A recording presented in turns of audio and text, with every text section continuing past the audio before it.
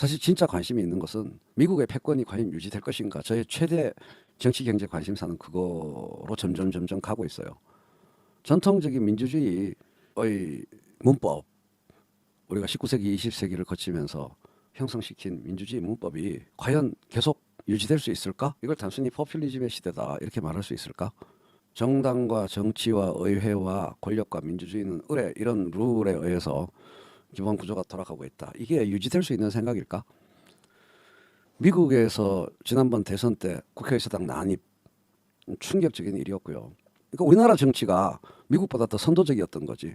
대통령 후보, 대통령이었던 사람 주택을 압수수색하고 예, 똑같잖아. 그리고 미국이 저렇게 자기네 산업 자본들을 나라 안으로 끌어들이면서 중국을 배제하는 그런 정책을 취하는 게 개별 글로벌 독점 자본의 입장에서 보면은 그게 좋은 걸까? 무슨 얘기냐? 모순을 얘기하는 거예요. 모순. 미국의 군사 또는 정치적 정권의 방향과 미국의 근본 뿌리를 두고 있는 다국적 독점 자본의 이해관계가 일치할까? 예를 들면 퀄컴 같은 회사, 퀄컴, 애플 같은 회사가 미국 정부가 추진하는 방향과 어떤 이해관계에 있을까? 대응책이 있는 회사가 있고 대응책이 없는 회사가 있어요. 퀄컴은 어떤 문제에 봉착하고 있죠? 애플은 공장을 인도로 옮긴다거나 그렇게 하면 되는데 애플은 퀄컴을 죽이려고 그러잖아요. 애플과 퀄컴의 전쟁이잖아요. 또 반도체, CPU, 스냅드래곤과 A14, A13 이 CPU 사이에 퀄컴은 애플의 공세 때문에 피곤하니까 중국 시장 확대할 수밖에 없거든. 근데 중국하고 거래하지 말래잖아. 퀄컴 어떻게? 그 어마어마한 회사가 우리나라 회사도 마찬가지입니다. 우리나라에 뿌리를 두고 있는 다국적 독점 자본도 어떤 회사 입장에서는 유리한 환경이 펼쳐지지만 어떤 회사 입장에서는 조지는 환경이 된 거야. 그럼 이들이 패권 정치 세력이 취하는 방향에 대해서 도대체 어떤 태도를 취해야 되냐. 그리고 이들 회사들이 망하면 패권 정치 세력은 또 안전한가. 뭐 이런 고민, 달러 패권의 유지 문제도 그렇고요. 반대로 러시아는 그러면 승승장구하냐? 아니에요. 우리가 알고 있는 1917년 소비에트 러시아 혁명 있잖아요. 그게 뭐라고 생각하세요? 레닌의 위대한 영도력 덕분에 사회주의 인민 대중, 노동자 프롤레타리아 대중이 봉기해가지고 위대한 사회주의 혁명을 만들어낸 걸까요? 1917년 혁명이요. 그 독일하고 전쟁할 때 개판으로 전쟁했기 때문에 벌어진 일이죠. 그 당시 짜르 군대의 상황이나 지금 푸틴 군대의 상황이나 똑같거든.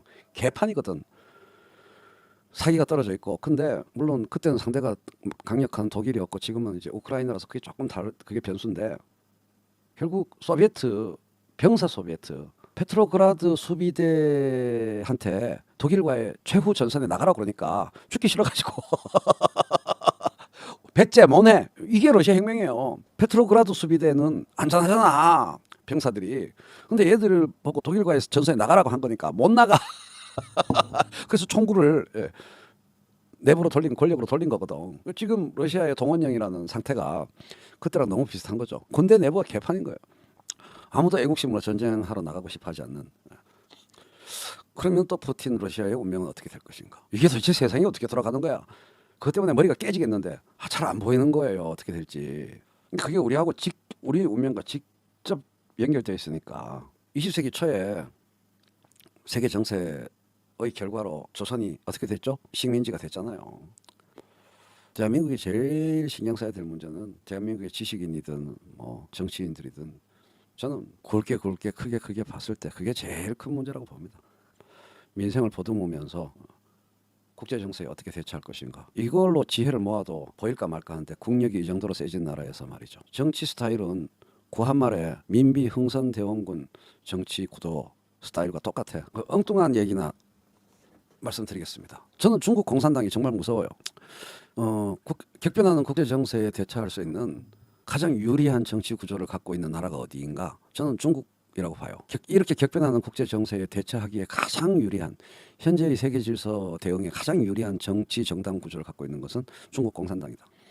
대통령이 4년 중임제인 미국 제대로 대응하기 힘들다라고 봅니다. 중국 공산당 중앙위원회가 얼마나 무서운 집단인지 그 집단 지도 체제가 저력이라는 겁니다. 저력. 이게 어떤 문제냐? 우리나라의 대통령 메시지가 만들어지는데 대통령의 메시지 한 장이 문재인 정부에서든 윤석열 정부에서든 대통령의 메시지와 언어 한 쪼가리가 만들어지는데 투입되는 자원의 양이 얼마인가, 이거를 계산해 볼 수가 있어요. 몇 놈이 몇 시간 만에 뚝딱 만들어내죠. 맞습니까? 대통령 메시지가요. 굵직한 메시지든 작은 메시지든 그냥 몇 놈의 머리 좀 있는 글 좀 만지는 애가 몇 시간 만에 뚝딱 만들어내는 게 대통령 메시지 아닙니까?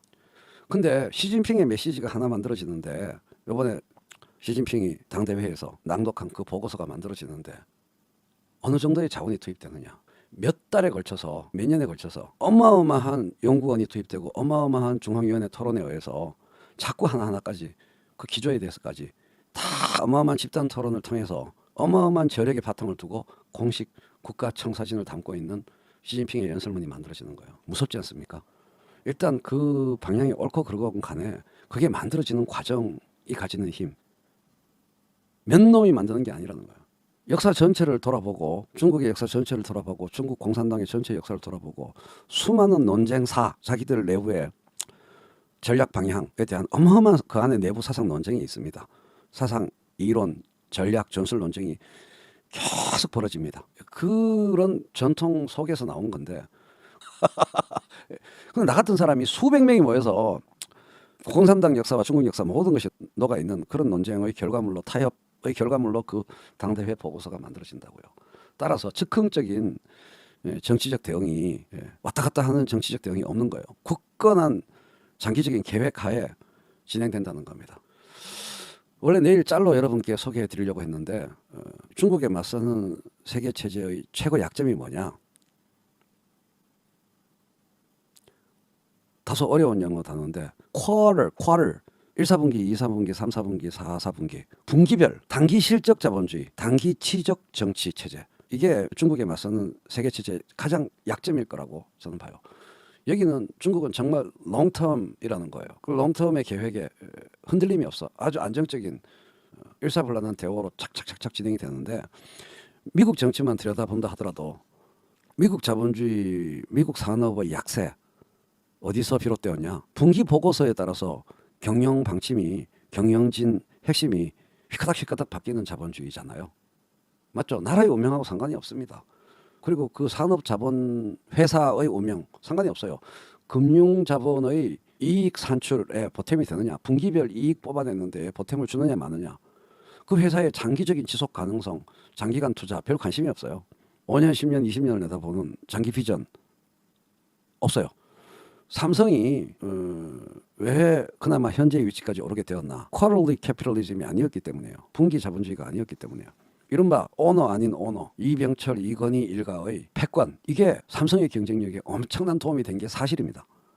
주주 자본주의 개념으로 따지면 지분이, 전체 삼성에서 차지하는 지분이 뭐 3% 이것밖에 안 되니까 주인 자리를 내놔야 한다 그랬는데, 실제로 돌아가는 일을 구성해 보면 그 지분율에 따라서 주인 없는 회사가 됐다, 삼성이. 그러면 마치 시타꼴 나는 거죠. 사장 맨날 바뀌고 20년, 10년, 30년을 내다보는 투자 없고. 그게 분기 자본주의의 약점인 거예요. 그래서 아이폰이 나왔다. 그럼 어떻게 대응해야 되냐? 우왕좌왕 없어. 다른 모든 세계 회사들이 그 방향성을 놓고 토론하고 있을 때 이건희가 만들어. 군사적 총력전, 삼성그룹 전체가 갤럭시 시리즈로 몰빵, 안드로이드 몰빵. 그래서 방어가 된 거잖아요. 반도체 투자도 마찬가지죠. 그게 분기 자본주의적 시각에서는 반도체 투자를 결정할 수가 없는 거예요. 어마어마한 돈이 들어가고 리스크가 너무 크고, 그거에 따른 엑셀 회계 장부를 만들어 보면 투자해야 될 이유가 없는 거야. 매번 숫자를 위협하니까 그 투자가. 근데 까라면 까 해서 해가지고 반도체가 그렇게 된 거잖아요. 근데 그게 국가 체제에도 적용이 된다는 겁니다. 지금 바이든하고 트럼프가 하는 꼬라지 보세요. 아, 미국의 미래가 저런 구조에서 가능할까? 민주주의 문제에 대한 심각한 고민에 요새 많이 빠져 있습니다. 제가. 방법이 없다, 이런 문제들에 대한 독자적인 판단은 시청자, 독자의 몫이고, 그런 판단과 생각을 하실 수 있는 기본 사실들을 재간 있게 알려드리는 거나 열심히 해야지, 뭐 그런 생각을 하고 있는 요즘입니다.